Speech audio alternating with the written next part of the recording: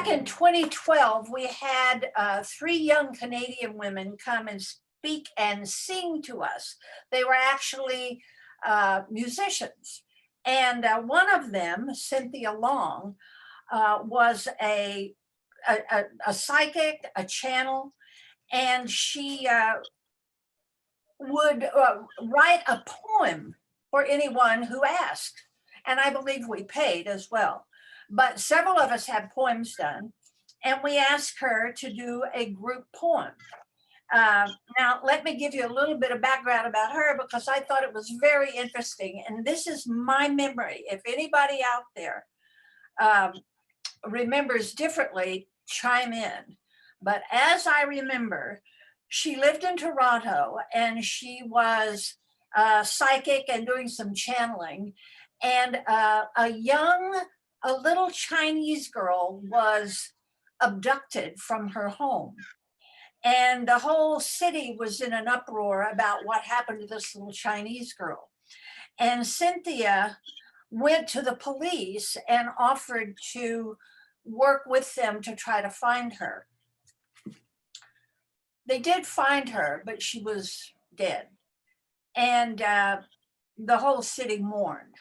And afterwards, the little Chinese girl came to Cynthia, and Cynthia basically transmitted the messages brought to her by the little Chinese girl.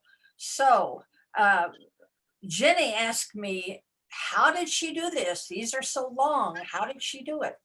I sat with her as she did it, and she had her, I believe at the time she had a typewriter, but she would just sit down and start typing.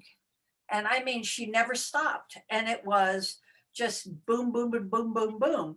And from what I understood, the little Chinese girl was giving her all this information. All of it came from her. So she read our humility poem. And I remember at the time, a couple of people were a little put off by it because I think we all expected to hear, oh, how wonderful you all are. And she went right to the heart of it. And so what we're going to do this morning is I'm going to read it once. And I'd ask you to, if you want to, close your eyes and I'll read it because then you hear it. But we all know that we understand something even better when we read it ourselves. So if you saw the original poem, it's very much free form. Like there's no punctuation, there's no, there's no breaks. It's just like, it pours out. So being the anal editor that I am, I broke it down into paragraphs with grammar and a punctuation. So a moment here. It's 8 o'clock. It's 8 o'clock. For Mastery Circle, a new humility. If we are chosen, then how do we choose? If we are offered the gift of free will, then how do we live with what seems beyond our control? Those of you gathered here today are joined by a curiosity, above all, a desire to pursue the expansion of your dreams within a community, within a sphere of others who can offer support, inspiration, and fuel to the spark of vision that burns within. The belief is that together we can do more than individually alone in our rooms. And yet, how do we witness? How do we experience what still seems to elude? Manifestation is the power of love made visible and can only create in wholeness when a whole vision is first achieved. This may seem simple, but in fact, the most challenging element of the process. For once clarity is found, and once it emanates from a place of fearlessness, then you cannot help but manifest. You cannot, in fact, stop the creation. Hold on.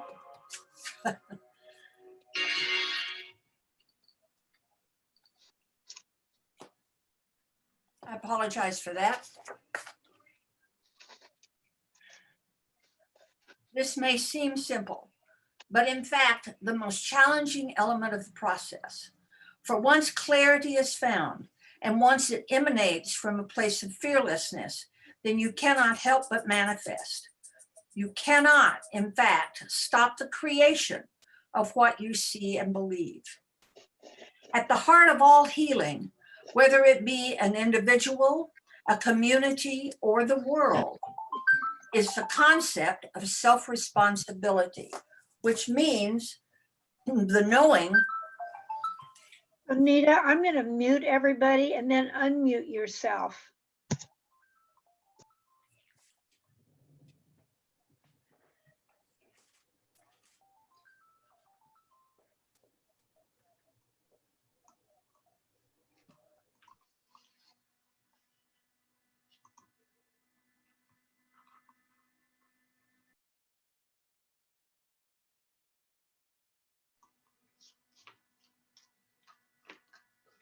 So Nita, unmute yourself. Sorry about that.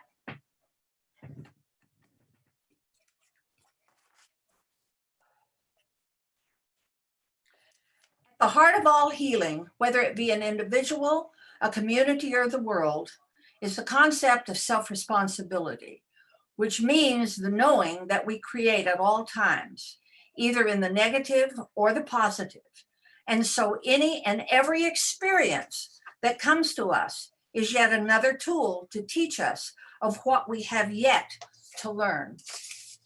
And the creation of a group with the expressed desire to offer tools of guidance will at all times reflect the commonality of its consciousness as it moves toward the collective being it becomes. The garden lies before you. Here the rose, there the cacti, beyond the grasses, in clusters in the wind. Together, these elements form the beauty of the landscape. And yet each one must find its own place, its own nourishment within the soil, its own tolerance of rain and drought, its own way to thrive and contribute to the place the garden is. And so the guidance offered here today is to consider that courage gathered within is the only tool necessary to the group that would reach without. And what you will find as you prepare to take your work to an ever-increasing depth is that through these revelations, the time will naturally occur when the world cannot wait to hear what your unified voice has to say. This gathering is rich with inquiring souls, with those whose hunger has begun for a truth beyond what they have found in an ordinary life. There is wisdom here and an energy of desire that fuels your methods like breath to the fire.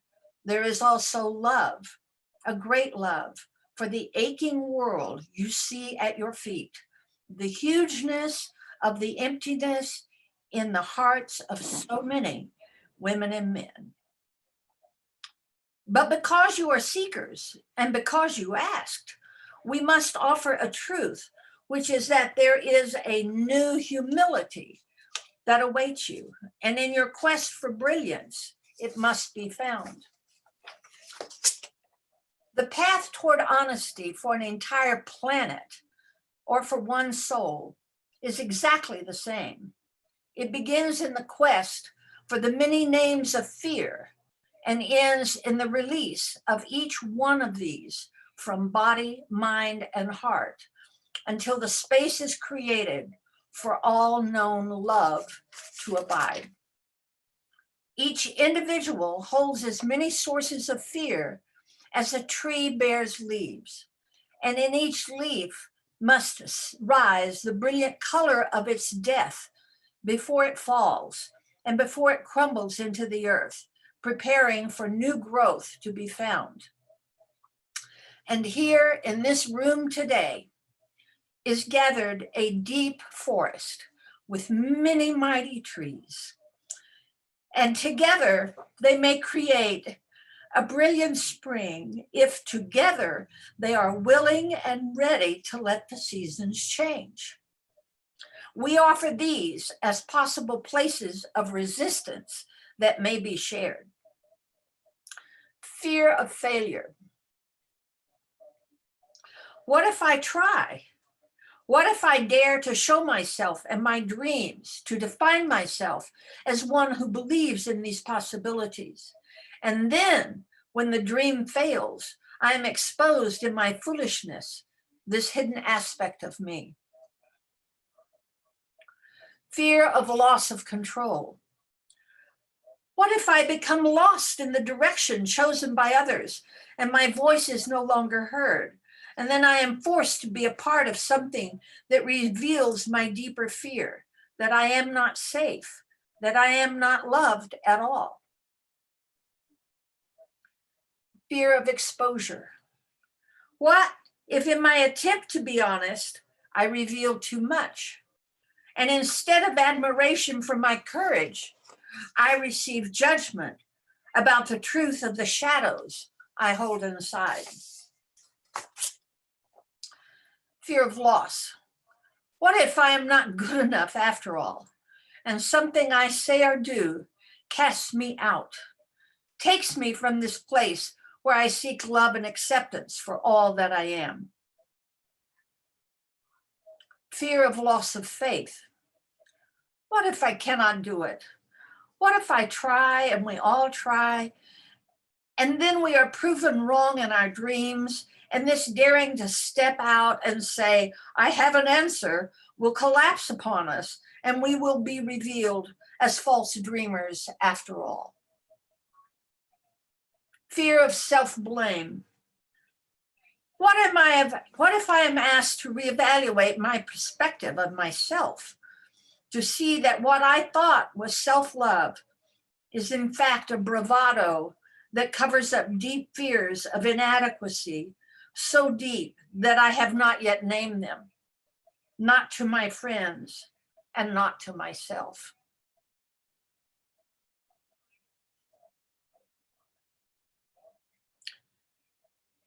And yet herein lies the greatest gift that the whole of you can offer to each of you. And it is a depth of love that is such honesty, the kind that begins in knowing that there are no exceptions to the policy of self-responsibility. And so no truths need be hidden, no topics off limits, and no love can be lost, for it is infinite and unconditional. And so we are forgiven, even though there is nothing to forgive. Try this and speak today of any attempts to control the outcome of your vision, and how instead you might surrender to the power of trust. This is the nature of growth. But remember, the man who first speaks the words, I am afraid, is all the wiser when it becomes his turn to say, and this is what I dream. You are indeed among the chosen, but it is when you become even more aware of the vast power of your inner choices that you will set all victims free. The only thing that ever stands in your way is your own fear, for are you not the love of which you dream? Be brave and braver still, for your hearts will travel to the ends of the earth with every inward truth they dare at last to see. Be brave and braver still, for your hearts will travel to the ends of the earth with every inward truth they dare at last to see.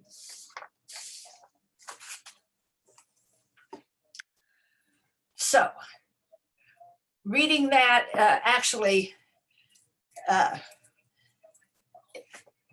I was very touched.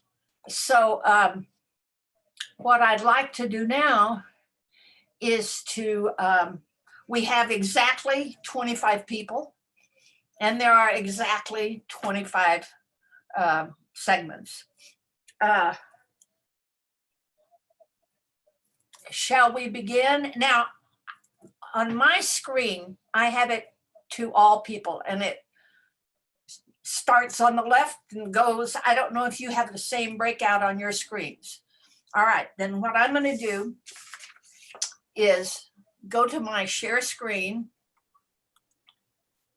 And what I'd like us to do is to read each segment, and then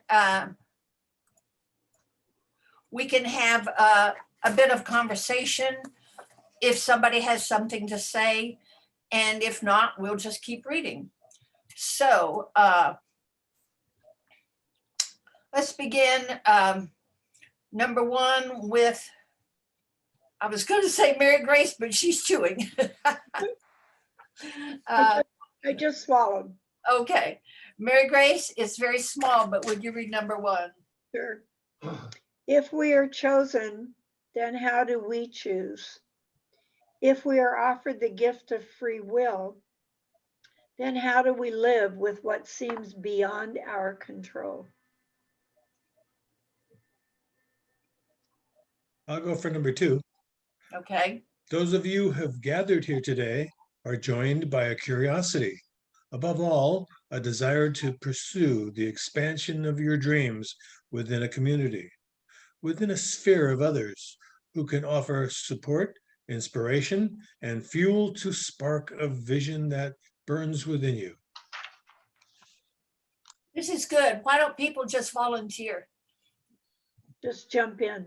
Yeah. Remember to unmute yourself. I'll read number three. Go ahead. The belief is that together we can do more than individually alone in our rooms. And yet, how do we witness? How do we experience what still seems to elude? Manifestation is the power of love made visible and can only create in wholeness when a whole vision is first achieved. I go for four. This may seem simple, but is in fact the most challenging element of the process. For once clarity is found and once it emanates from a place of fearlessness, then you cannot help but manifest. You cannot, in fact, stop the creation of what you see and believe. You can do five. Oh, At the heart of all healing, whether it be an individual, a community, or the world, is the concept of self-responsibility, which means the knowing that we create at all times, either in the negative or the positive. And so any and every experience that comes to us is yet another tool to teach us of what we have yet to learn. All right, number six. And the creation of a group with the express desire to offer tools of guidance will at all times reflect the commonality of its consciousness as it moves toward the collective being it becomes. Next, the garden lies before you. Here, the rose. There, the cacti. Beyond, the grasses, in clusters, in the wind. Together, these elements form the beauty of the landscape, and yet each one must find its own place, its own nourishment within the soil, its own tolerance of rain and drought, its own way to thrive and contribute to the place the garden is. I want to stop. number 8. Oh, Hold on. I want to stop. To me, number 7 is one of the most beautiful things I've ever read.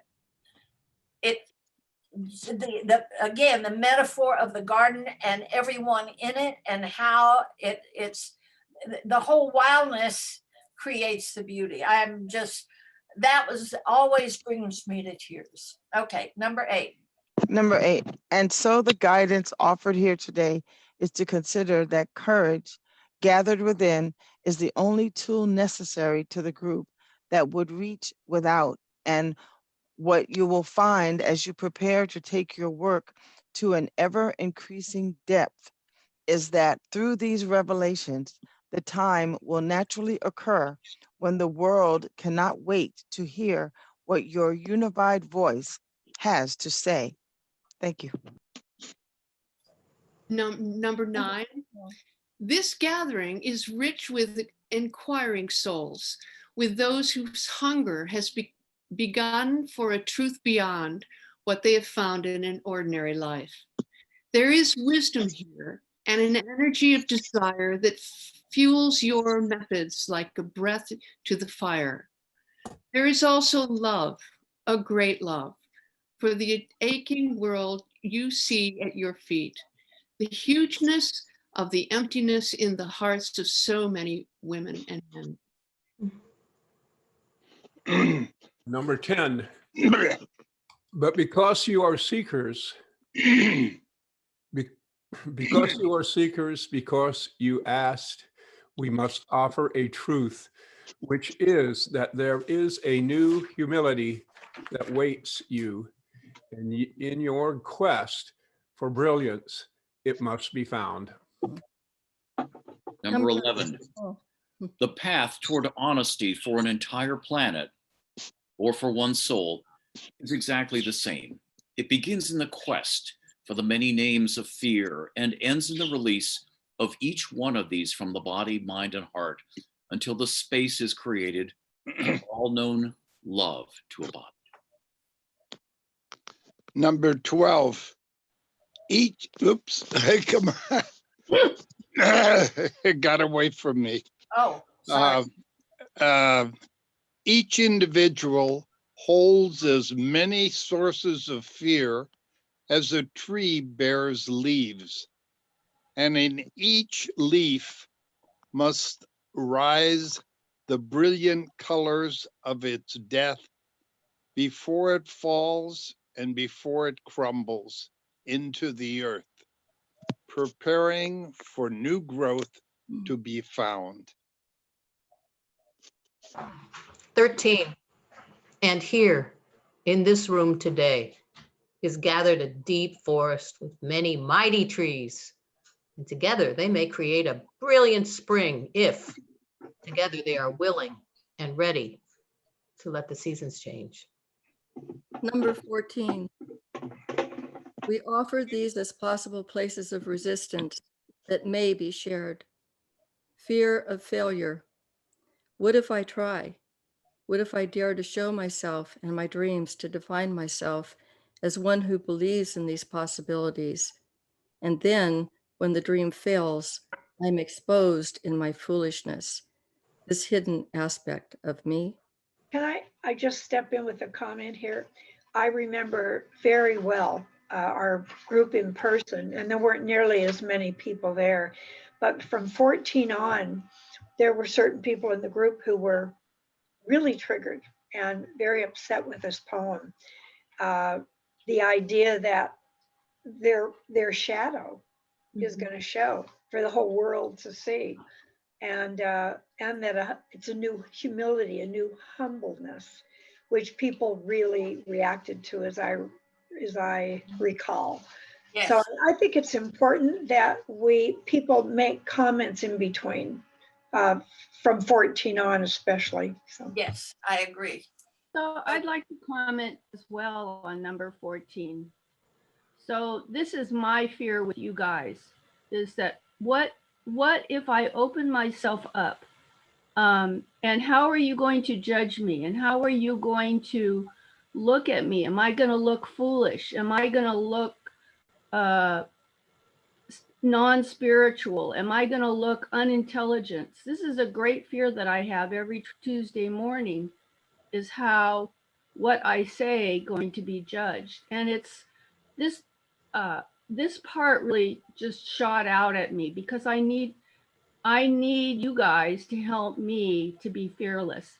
And by reading this part this morning, it reminded me that I need to break out, and I need to show you how loving and how wonderful I am. And so thank you, Nita, for bringing this up. especially me, who's relatively new to the group.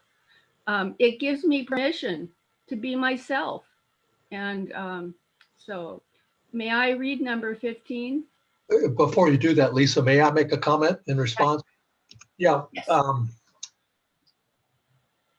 You know, I think being spiritual means being who we are.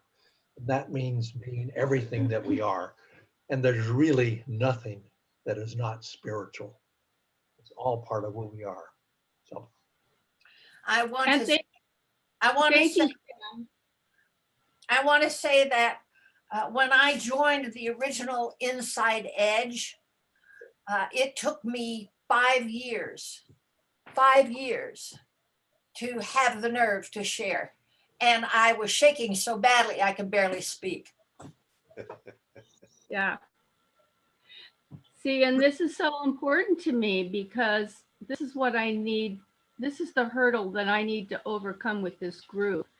And there, you know, in the last month, there's been so much growth from just being in your presence and seeing people like Lovita, who shares from her heart. It just has profound effect on me and carries me through the week. So yeah, this one just really touched me. But may I read 15? Yes, read 15. So this, as I'm talking, fear of loss of control.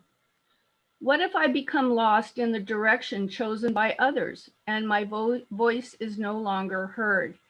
And then I am forced to be a part of something that reveals my deeper fear that I am not safe, that I am not loved at all. And so this also speaks to me. I am not safe. I am not loved. Boy, that's just about as real and basic as it gets.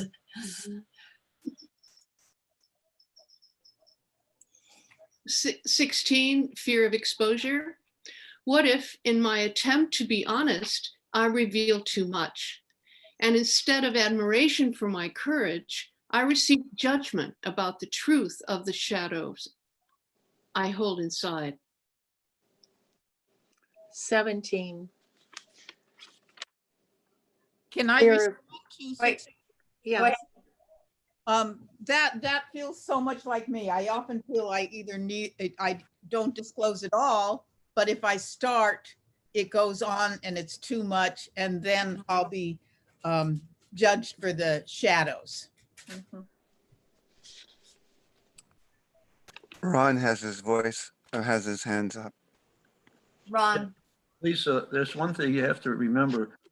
There is no judgment by the people in this group, okay? Remember, you don't have to prove yourself to anyone to learn to open yourself up. That's my opinion. But I've been in the group 19 years, and it took a while to trust everybody in the group. And that's the one thing that we do. We do trust each other, and no one is absolutely infallible in what they think and what they say. So the process we've all gone through, but there is no judgment. So open yourself up as you feel comfortable. It's really important to me to share that with the group, and you all know that.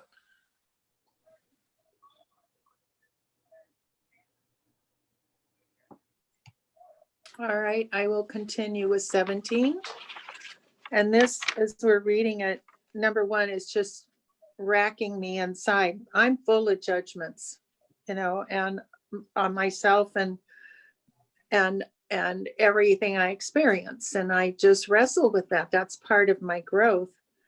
But this what if, I have it circled and highlighted and everything else. This is the very pregnant what if that in a David White poem, he would go back to and hammer on. What if, what if, what if, what if? 17, fear of loss. What if I'm not good enough after all?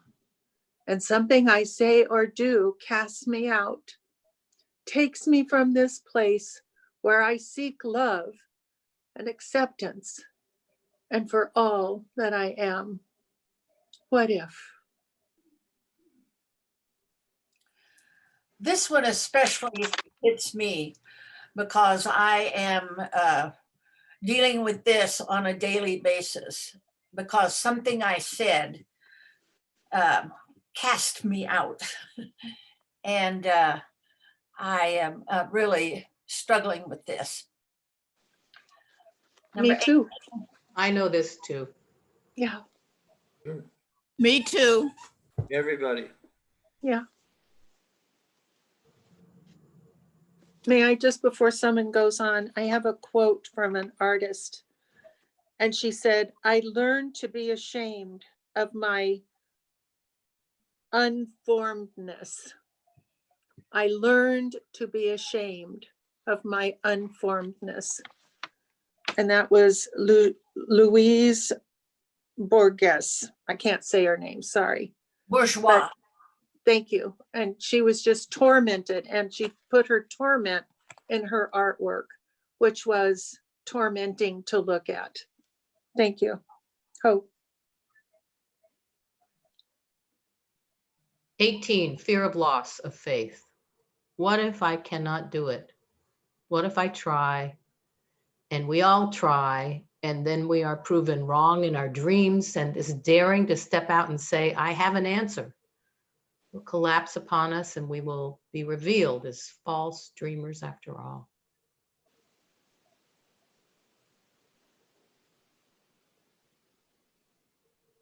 I have often felt when I read our mission statement and we our purpose statement, and we talk about how we want to, bring this, and yet it feels like we stay tight in our circle, and it's almost like we haven't known how to step out into the greater world.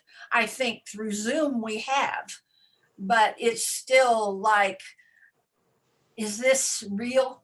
Are we really doing this?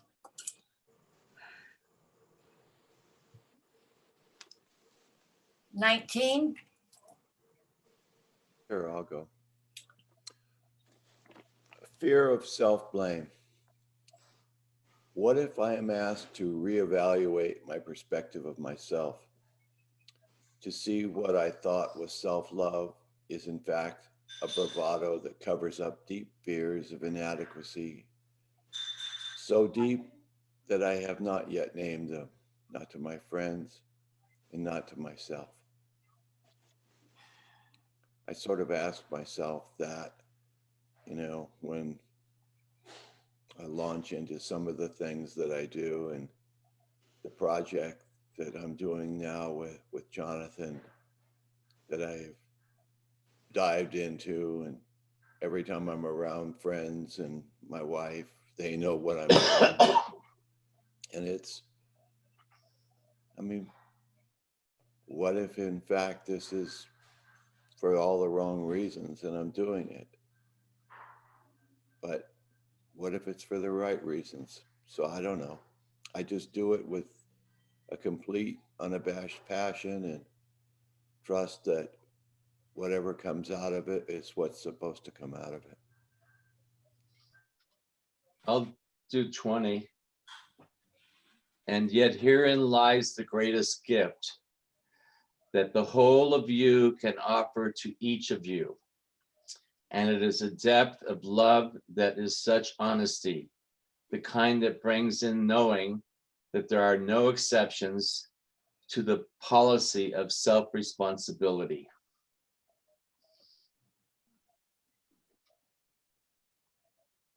Wait a minute, I want to say something. I'd like to say something too.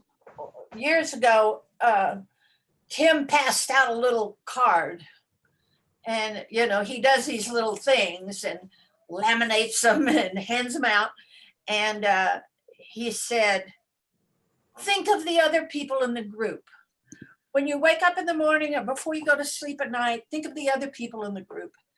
And of course, I did it religiously for a couple of weeks and then got busy and forgot. But there are times during the COVID, because being alone, as many of us in this group are, you sit there by yourself, and it's like I put up my Christmas tree by myself and nobody's going to see it. but me. And there are moments where you're like, what am I doing here and how do I do it? And very often I will sit and think, I wonder what Harvey's doing right now. I wonder how Linda's dealing with this. I wonder what, Afton's doing. And it's like everybody's going through it. And by thinking of you all, I tend to be okay with myself. I'm able to say, well, they're doing it just the way I'm doing it. So we're all doing it. So, okay, sorry, number 21.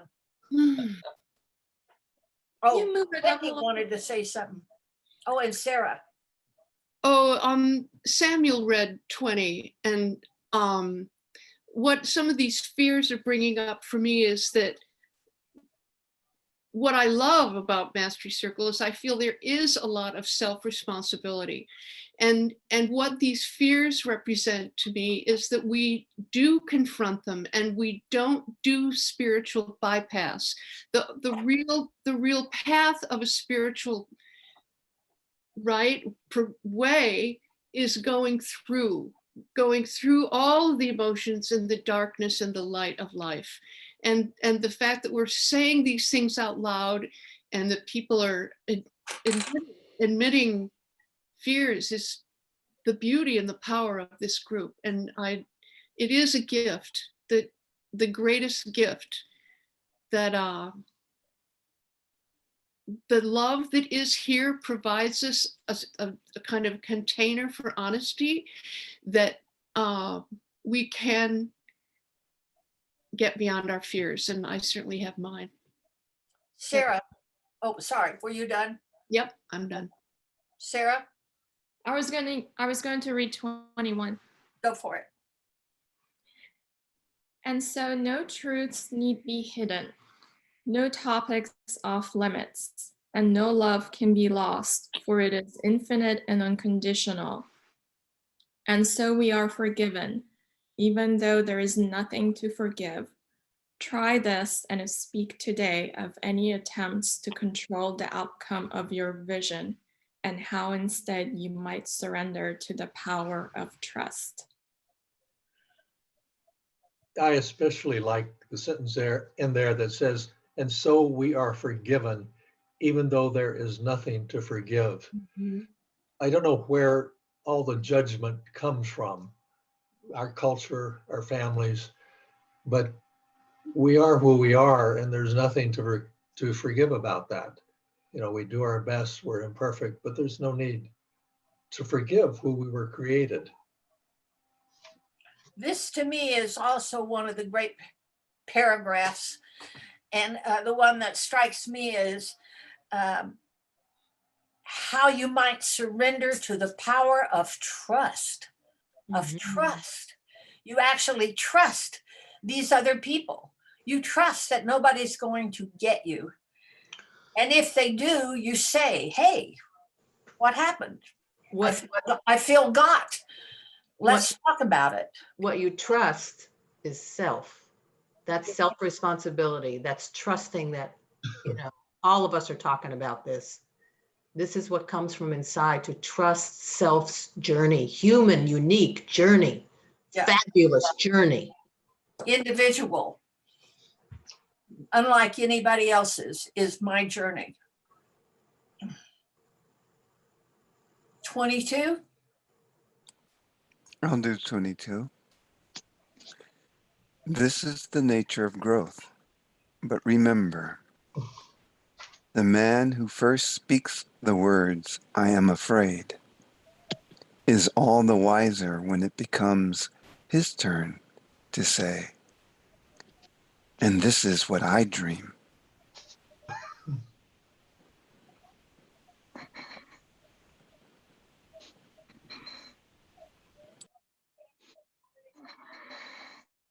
Mary Grace, do you want to read? I can, sure. 23, you are indeed among the chosen, but it is when you become even more aware of the vast power of your inner choices that you will set all victims free. Who hasn't read? 24. The only thing that ever stands in your way is your own fear. Fear, are you not the love of which you dream? 25. Be brave and braver still, for your hearts will travel to the ends of the earth with every inward truth they dare at last to see.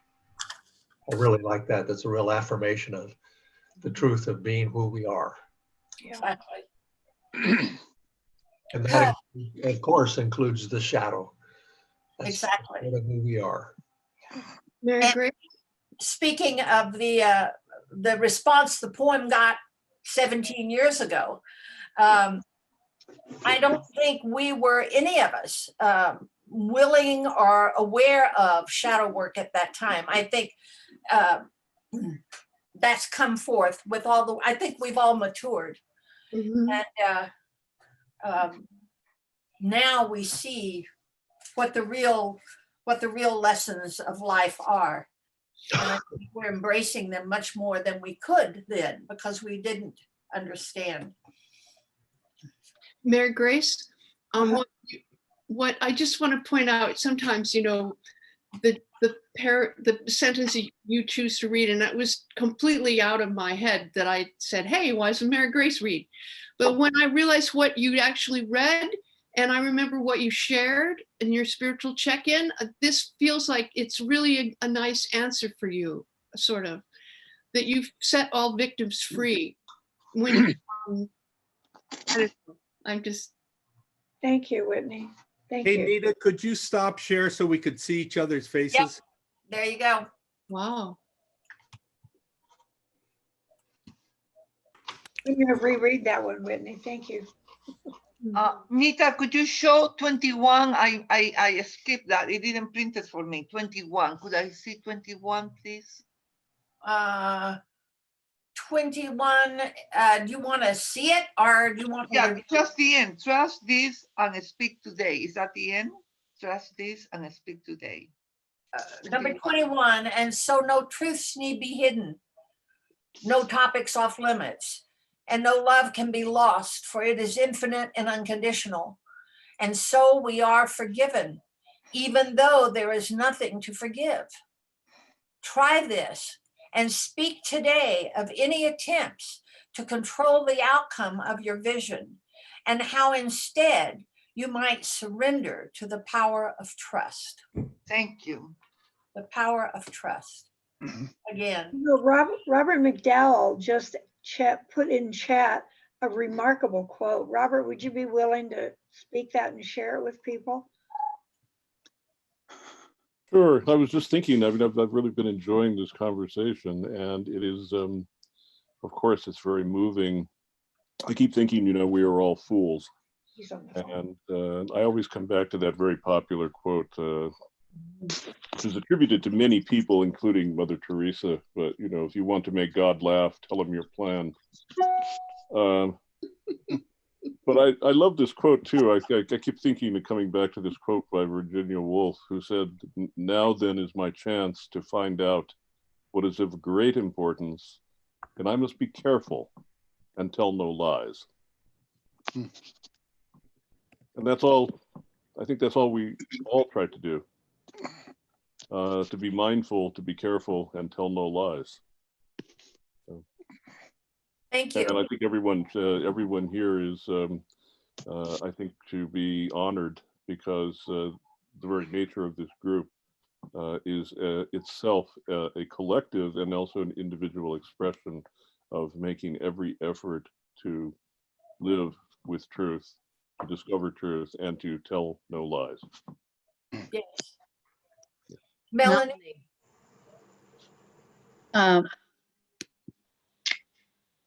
I love that Lisa started out, because I've been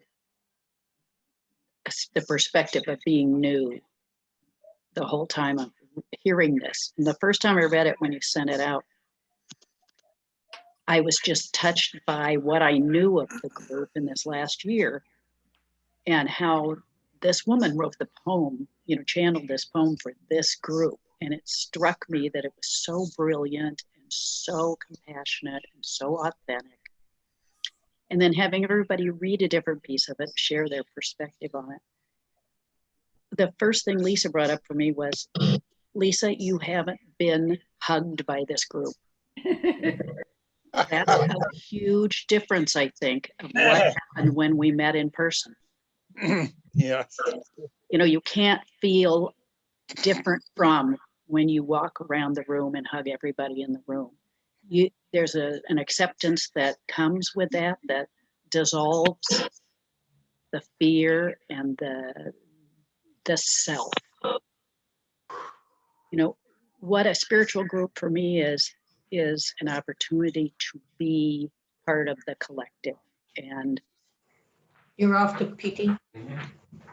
and to be one, you know, to be the one, to get one with the universe and one with all humanity. And I feel that acceptance of this. I mean, you even in Zoom, you turn on the screen and this is my tribe. I'm the same. I'm one of this tribe. So that's all acceptance. I mean, we're Indians. No one's going to be unkind to us.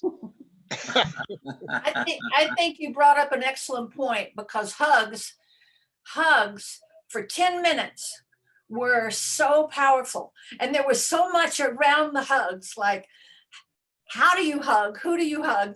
And that's where you release into the trust.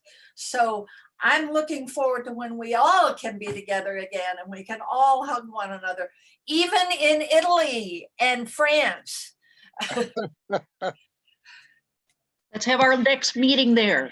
That's it. We're coming to Italy. So over. I would like to just comment. I really like what Sam keeps reminding us of, that the whole person is accepted, even their shadow side. And it's interesting just looking at my own experience. I was brought up to only focus on the positive, and yet today I probably shared the most negative experience I have had in years, and that is absolute rejection of what I was trying to communicate. But and I was surprised that I could just share that, but it's because of the trust that's been built up over years. And it's just a testimony to the, let's say, unconditional trust that I have in the group. Oh. I wanted to say something about the hugs. I've really noticed that being on Zoom, I've been far more reluctant to share, and all of the fears that were discussed here, every single one of them has some influence on me. And what I've always seen is that when I can touch people, when I can hug, when I can feel that physical closeness, then I feel much more like, I feel much more safe. And so I just wanted to acknowledge, thank you, Melanie, for bringing that up, because that's definitely been an influence on me.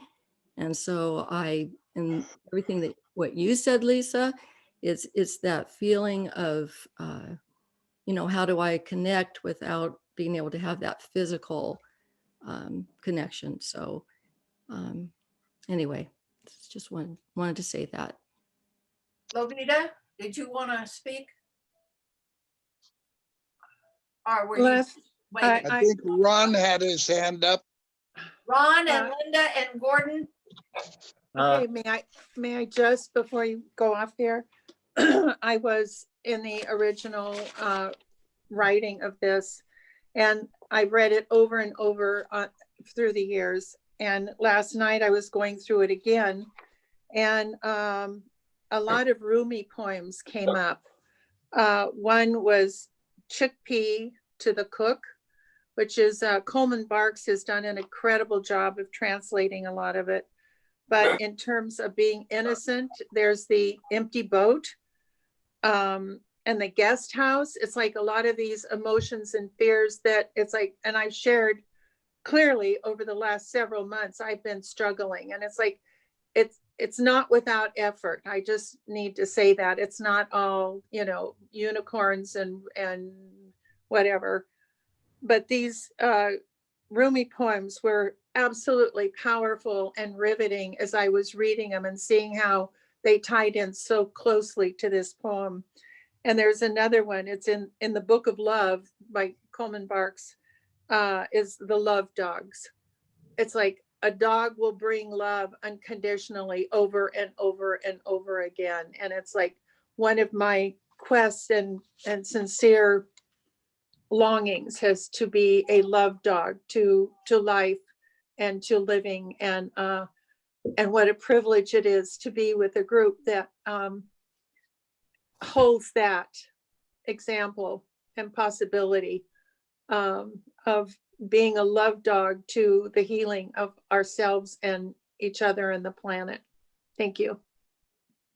I wanted to say something about the people that were in the group when the poem came out and that are no longer with us or aren't in the group anymore.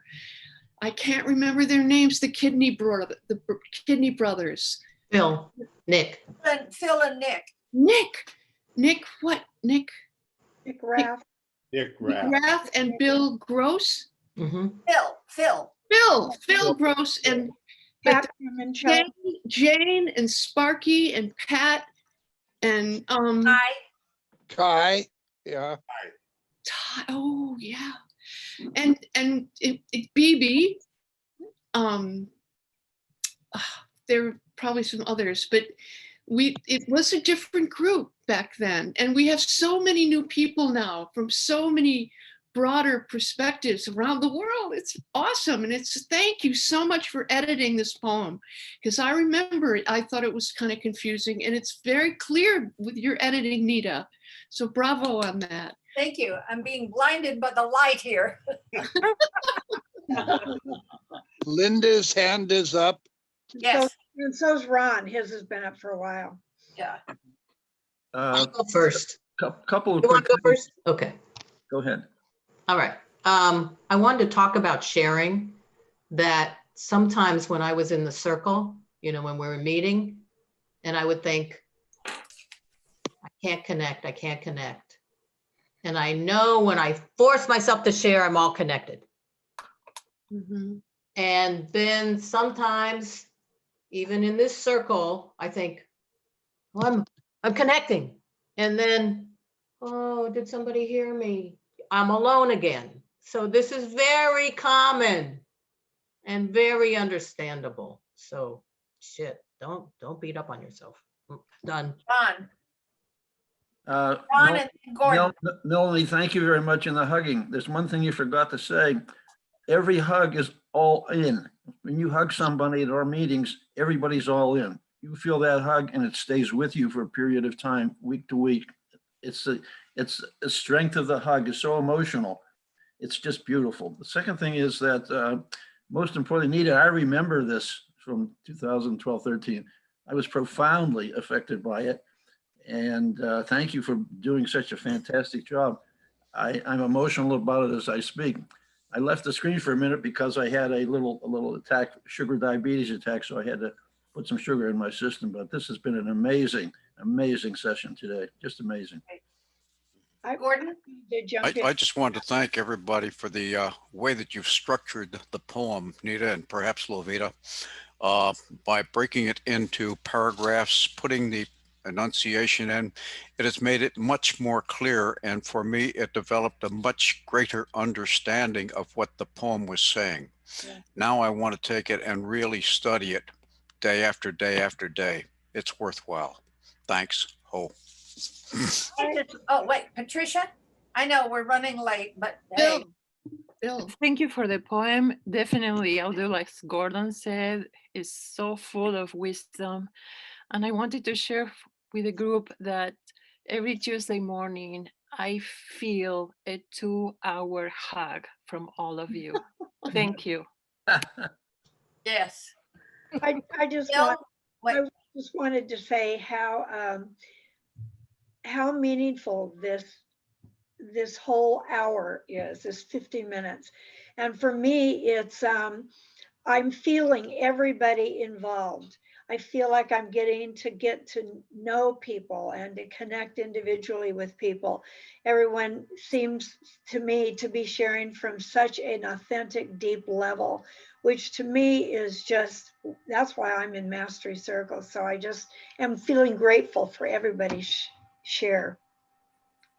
I'd like to say that doing it in a group, if I'd read it alone, I wouldn't have gotten it. And doing it in a group, doing it piece by piece, it thinks deeply as profound spiritual work in the collective and individually. Bill. Thank you. Yeah, and I just want to say there's opportunities to practice all the time. Case in point, as we were taking a break there, I moved away to grab a phone call and didn't realize I wasn't, it was, and I heard Whitney's voice just coming through loud, and I just, Whitney's too loud. I gotta bang, shut this down. That was I didn't realize that I was the loud one by saying that, and it was open to everybody. So, egg on my face, I do apologize. But like I say, it is an example of how these principles are with us and can be with us every day. Thank you.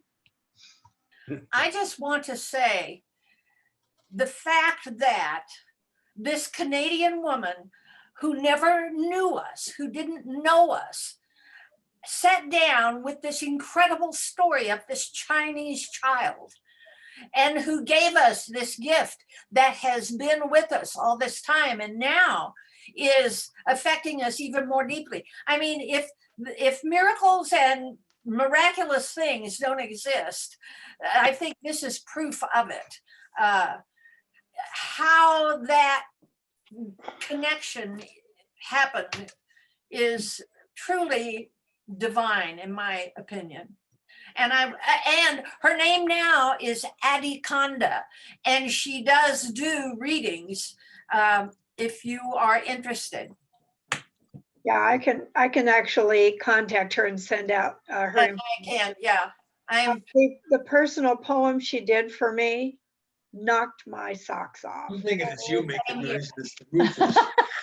How many people I had a personal poem.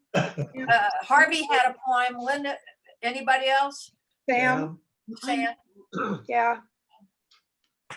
Can you share your personal poem another time? So I'm curious to know what, if it's too personal or They're long. I think we'd have to send it by email or something. It's time to go into business. Yes, it's time for business. So for business next week, Linda and Bill, or I'm sorry, I said Linda. That's because I heard Linda's voice. Bill and Melanie are leading our holiday morning. We'll be sending out a description later. I don't know if one of you want to just say briefly what the morning will be. Bill or Melanie? Melanie, what you talk? Oh, we're okay. All right. So yeah, we're going to have 3 questions. Going to tell you what they are then, so that they'll be fresh. But it's something to think about, and something that's a really deep question to answer, and everybody will have a different answer for it based on your own experience. But it's something that hopefully will allow you a chance to reflect and find some meaning. Anything you want to add, Melanie? Yeah, it's the holiday meeting, and what we want is what we have right this minute. So I think it's the perfect follow-up to this week's meeting that we each have